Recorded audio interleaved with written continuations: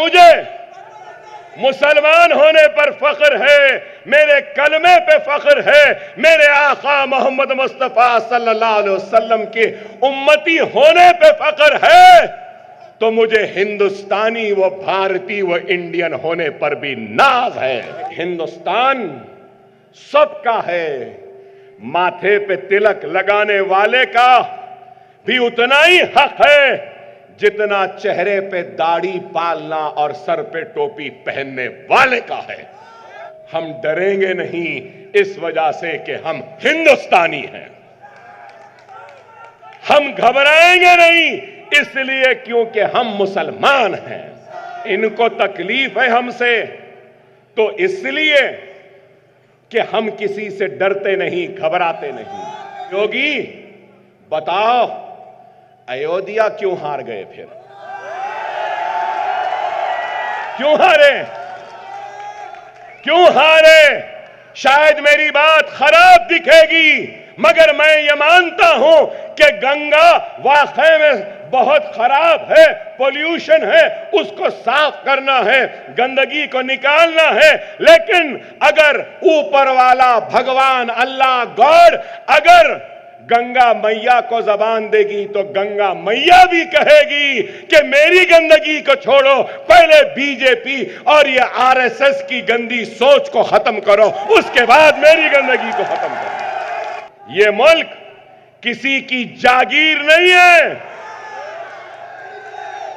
ये मुल्क हिंदू का जितना है, मुसलमान का उतना है, सिख का उतना है, ईसाई का उतना है। ये मुल्क में सब बराबर के शहरी है। ऐ नरेंद्र मोदी, तू इस मुल्क का मालिक नहीं है और मैं इस मुल्क का किराएदार नहीं हूं। जितना तेरा हक है उतना मेरा है। क्या मेरी बात गलत है? अरे ये बात बगैर किसी से डरे घबराए हम कहते हैं तो इनको बुरा दिखता है। आप बताओ, आज से चंद दिन पहले देवेंद्र फडणवीस ने क्या बयान दिया? कहा कि जिहाद वोटिंग हुई। हद हो गई, बताओ आप, हद हो गई कि जमहूरियत का सबसे बड़ा जश्न है, शहरी का सबसे बड़ा हक है तो वोट देने का।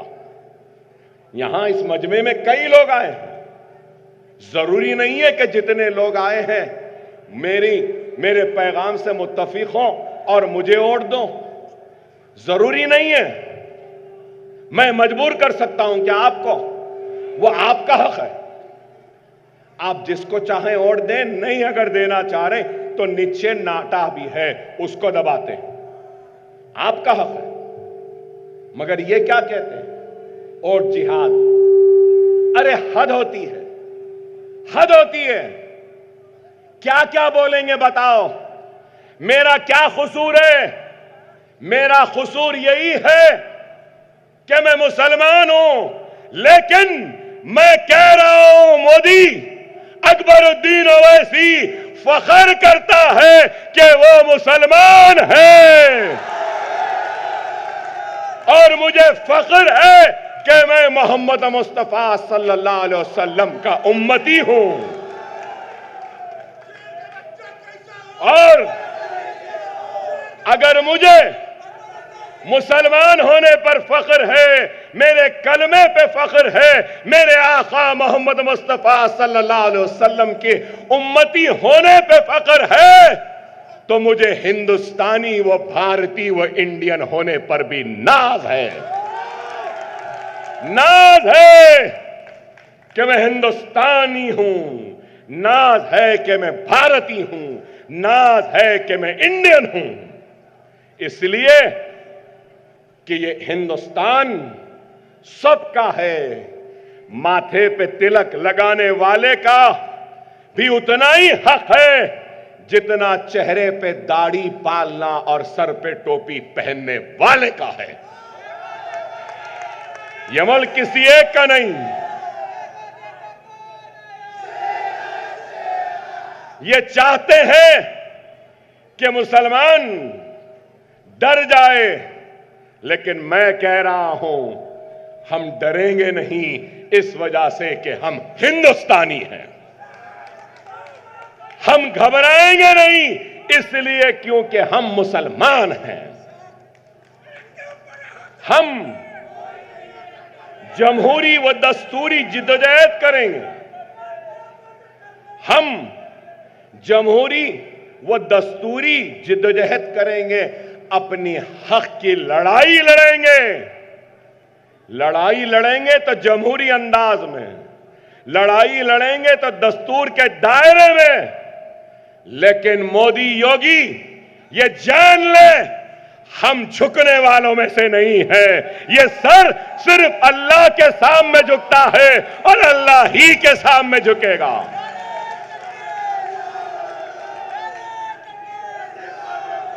इनको तकलीफ है हमसे तो इसलिए कि हम किसी से डरते नहीं, घबराते नहीं। मेरे आका मोहम्मद मुस्तफ़ा सल्लल्लाहु अलैहि वसल्लम ने डरना नहीं सिखाया, तो मेरे आका ने मोहब्बत से दिलों को जीतना भी सिखाया है। हम डरते नहीं का मतलब ये नहीं कि हमको दबाते रहेंगे। हम अपनी मोहब्बत, अपने खुलूस, अपनी वफादारी के जरिए हम इस मुल्क में इतने नस्लों से रहे हैं, आने वाली नस्लों तक हम इसी मुल्क में रहेंगे। हम इस मुल्क से जाने वालों में से नहीं हैं। जिनको जाना था चले गए। हम यहां हैं इसलिए कि ये मुल्क हमारा है और इसको हम हमारा मानते हैं, इसलिए हम यहां हैं।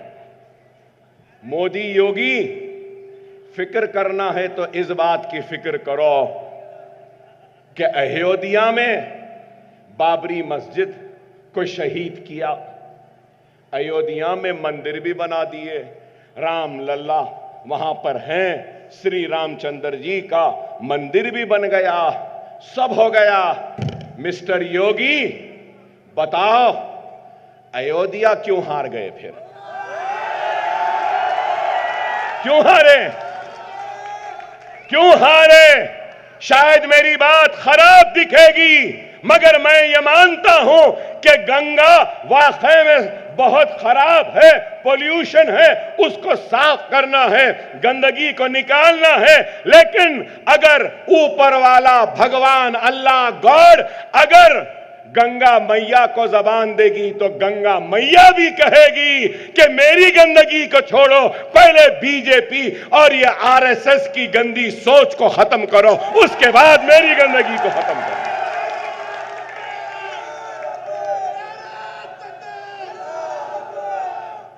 हर